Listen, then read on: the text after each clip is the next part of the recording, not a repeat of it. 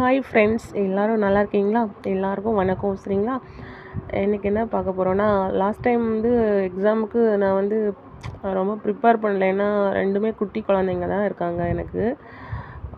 பையனுக்கு 3 வயசு, பொண்ணுக்கு 1.25 வயசு தான் ஆச்சுது. இருந்தாலும் இவங்கள வச்சுட்டு வீட்டே மேனேஜ் பண்ணணும், கஷ்டம்தான். படிக்கிறதுக்கு டைமும் இல்லை. எல்லா மெட்டீரியல்ஸும் இருக்குது என்கிட்ட ஆல்ரெடி, ஆனால் டைம் இல்லை.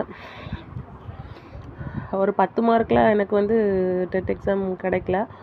அதனால் நெக்ஸ்ட் எக்ஸாம் ஜூலை ஜூலை ஜூலை மாதம் தான் அடுத்த எக்ஸாம் நினைக்கிறேன். அதனால் இப்போவுமே படிக்க ஸ்டார்ட் பண்ணிட்டேன். சரிங்களா? 4 மாதம், இன்னும் 4 மாதம் தான் இருக்குது. கண்டிப்பாக ப்ராப்பராக படித்தா கிடைக்கும் அப்படிங்கிற ஒரு கான்ஃபிடென்ட். சரியா? இதெல்லாம் ஏன் அவங்ககிட்ட சொல்கிறேன்னா, நான் நிறைய படிச்சிருக்கிறேன், ஆனால் இன்னும் வேலை பார்க்கல. பசங்க சின்ன குழந்தைங்களா இருக்கிறனால வேலை பார்க்க போக முடியல. இருந்தாலும் என்ன செய்கிறது, படித்தது படிச்சுட்டு வீட்டில் சும்மா இருக்க முடியல.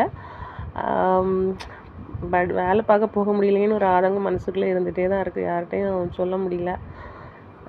யாரும் நம்மளை புரிஞ்சிக்கவும் மாட்டாங்க.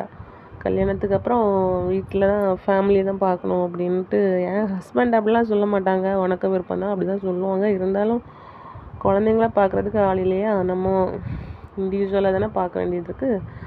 அதனால தான். சரியா ஃப்ரெண்ட்ஸ்? ஓகே. இனி அடுத்த எக்ஸாம் டெட் எக்ஸாம் பாஸ் பண்ணாலும் உடனே வேலை கிடைக்காது. சரியா? அது நியமன தேர்வு உண்டு.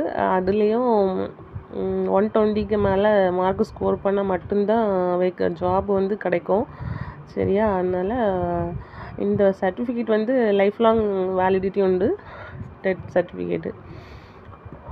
ஓகே ஃப்ரெண்ட்ஸ், பாய்.